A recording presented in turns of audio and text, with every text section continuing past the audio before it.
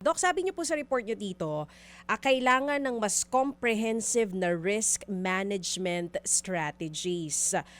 Para lang po sa mga hindi pamilyar na mga nakikinig at nanonood sa atin, paano ba Mm, natin ipapaliwanag to in simpler terms? At kung hindi agad mm, ito aaksyonan ng gobyerno, ano po mm, ang worst case scenario dito po sa mangyayari sa ekonomiya ng ating bansa?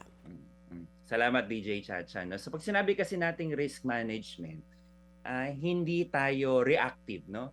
Hindi kung kailan nandyan na ang kalamidad, saka lamang tayo gagalaw, no? Pag sinabi nating risk management, hindi pa ito nangyayari, pinaghahandaan na gumagalaw na tayo. So halimbawa may bagyo, no? Hindi natin hihintayin ang bagyo na mag-landing, no? Dito sa Pilipinas, bago pa lamang ito dumating, andyan na kumikilos na ang pribado, mamamayan at ang pamahalaan na ito ay pagandaan. Isa pa, no? Dapat pinaghahandaan natin ang ating mga classroom, dapat ito ay matibay, ang mga gusali ay dapat hindi substandard upang kung may lindol man, hindi agad ito bibigay. No? Hindi yung titipirin natin ang mga infrastruktura dahil hindi naman natin alam kung kailan darating ang mga kalamidad. So yung paghahanda na kahit wala pa ang kalamidad, yan ang tinatawag nating risk management.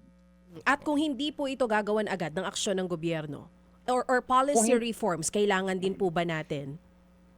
kung hindi natin sisimulan ng policy reform, edi magiging reactive na naman tayo, no? Kapag may malakas na ulan, suspend na naman ulit tayo ng klase, ng trabaho, na paulit-ulit nang nangyayari. Na kung napaghandaan 'yan, maaari na patuloy no, ang operasyon ng paaralan, ng pamahalaan, At hindi rin kahit malaki ang mayroong nangyayaring gastos. ulan. At di Oo, malaki ang gastos. oo, Hindi ganun kalaki ang nawawala sa ating ekonomiya oo, dahil napaghandaan ang oo. mga kalamidad na ito.